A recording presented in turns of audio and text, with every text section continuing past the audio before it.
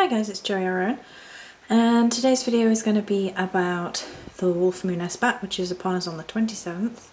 So I'm recording this before, I'll try and get it up before, and I will show you what I've changed about my altar a little bit while I talk about the wolf moon. Now, the wolf moon is especially potent to me because of my spirit guides being wolves, and there's something about it which really draws me in. It's called the wolf moon because it's at the time of year when, particularly in the Americas I imagine, wolves might be more of a common sight because of the scarcity of food, so they might come looking for food. So that's the tie with nature, but it's also to do with the mentality of being a pack. So relationships with other people, particularly family, are a prominent theme at the full moon Esbat. It's a great time to work purification and loving magic, particularly if you have family ties that need strengthening or renewing or cutting away, any of those sorts of things, to make yourself happier, full of peace. And it's a great time to work with rose quartz for all of these purposes, or quartz is perfectly acceptable as well. I often think of this moon as a precursor to Imbolc, so it's the last darkness before we start drawing towards spring again and pushing through the darkness into the light side of the year again. So it's a final time to sort of focus on those emotions, getting yourself prepared for things that you want to start. Consider yourself as part of a process of renewal, and try and focus on how your emotions need to shift to be a part of that. So I'm going to show you my altar as it shifts and changes. I'm considering actually having a moon goddess altar at all times because I think it's so beautiful and poignant. So I've moved the triple moon symbol I have here. These are silvery glittery little things from Fairy Child, should anybody wish to know, fairychild.co.uk.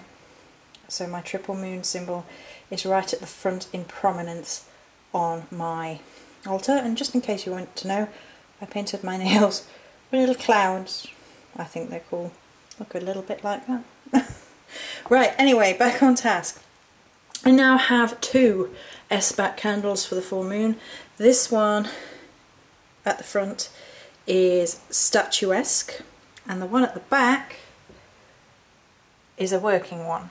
Now the one at the back is, you can see all the glitter around in the circle, and when it burns that looks like the moon reflecting back in it. So that candle is a huge, great big massive pillar, white with a few streaks of blue running through for the C connection, all the appropriate herbs, and then lots and lots of glitter. So, oops, there we go. So when it burns, it looks like the moon reflecting in the candle, which is what I wanted. There is the goddess picture at the back there, which sincerely needs a glass frame, and I am really going to have to get one soon before it bends completely out of shape, but it's just finances, a bit tough at this time of year. What else can we... Right, there are of course the seashells. These I've decided to keep on the altar this time, and they are seashells in a circle and around the goddess statue there, and obviously the ones for each element. So we have the one for air in the air corner, the little orange one for fire in the fire corner, the smooth by the sea white one for water in the water corner, and the chunky brown coloured one in the earth corner, and a spiral one for spirit.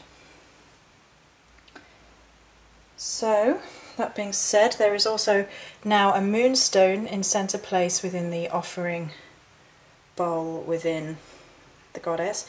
The amethyst is down the bottom there within the pentagram, which is it's usually on top as a symbol of spirit, but it's currently sat underneath to give way to the moonstone in honour of the goddess at this time of year.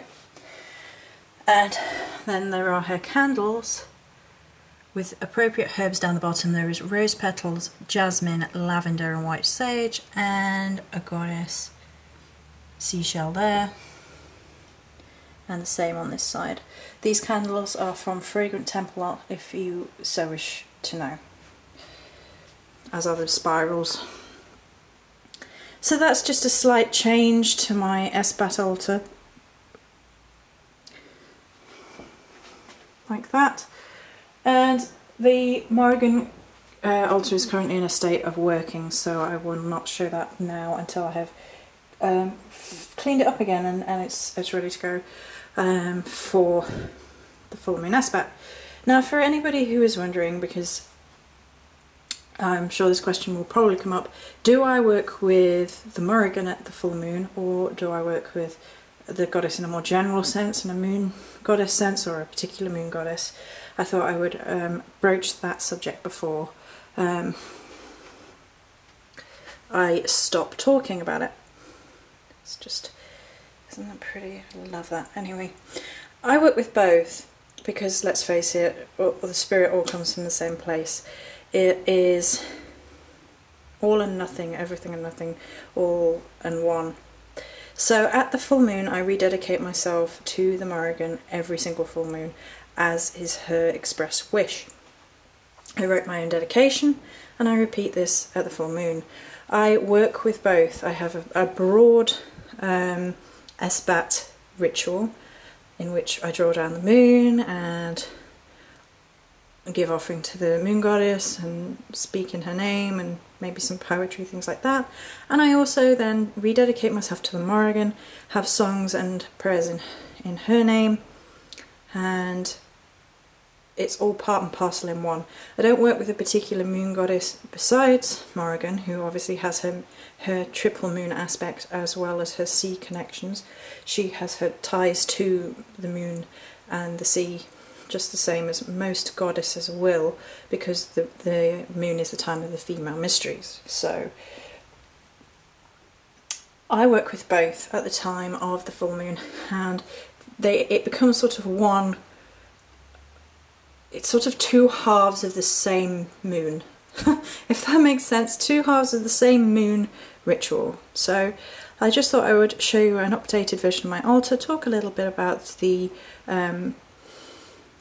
wolf moon, and I think that might be it. Just to remind you that after your full moon Esbat ritual, if you have one, which by the way is apparently very Wiccan to have a full moon ritual, but I think it's really important for everybody because who works with the goddess, because this is her time. It's a powerful time in magic and women's mysteries, and it's great to honour the goddess in all forms, so I don't see why that would be an issue, but there you go.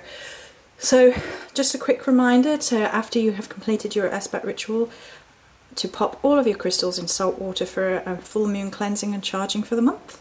And that will be it. Many blessings.